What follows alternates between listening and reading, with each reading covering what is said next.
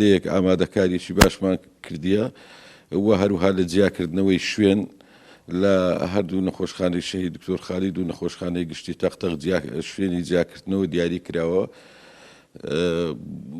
بەڕاستی ئێستا دوو نەخۆشیش هەن یانی لە بەشی جیاکردنەوە، بەڵام تا ئێستا ئەنجامەکانیان دەرنەچووە. ئومێدەوارین ئەمڕۆ دەربچێ و هیوادارین ئەوانیش نێگەتیڤ بن. هەموو ئەو خەڵکانەی کە لە چادرگەی جیاکردنەوە لە تەختەق و لە کۆیە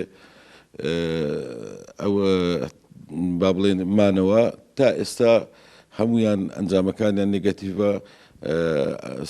سیانیان لە کۆیە تا ئێستا نارداینەوە ماڵەوە و دوانیشان ئەمڕۆ لە تەختەق دەنێرنێنەوە ماڵەوە. ئەمە لە سنووری ناحیە شوان لە ناحیە خۆشمان تێپەڕیوین بۆ هاوڵاتیانی قەڵاتە و قەرەناومان لەبەر چاوگرتێ بەژەوەندیان بازگەکەمان بردی تا شیوە سوور لەوێ پشکنین بۆ هەموو ئەو هاوڵاتیانە دەکەن کە لە ڕێگای کەرکووک تەقداخیلی هەرێمی کوردستان دەبن و لەگەڵ ئەوەشدا چایخانە و ڕێستۆرانت و ئەوانەی کە پەیوەندین بەم هۆڵی شایی و هۆڵی لەشجوانی و ئاراژگای ژنان و تەواوی هۆڵەکانی کە داخراون هۆڵی مناسەبات و خۆشی و ناخۆشیەکان. ئەو دوو گەنجە دوو خوێندکاری کە لە ئێران گەڕابوونەوە لە ئێمە کەرەنتە کراون، دیارە ڕۆژانە ئێمە ستافی ئێمە ڕۆژانە پشکین و پلەی گەرمیان بۆ کردوون.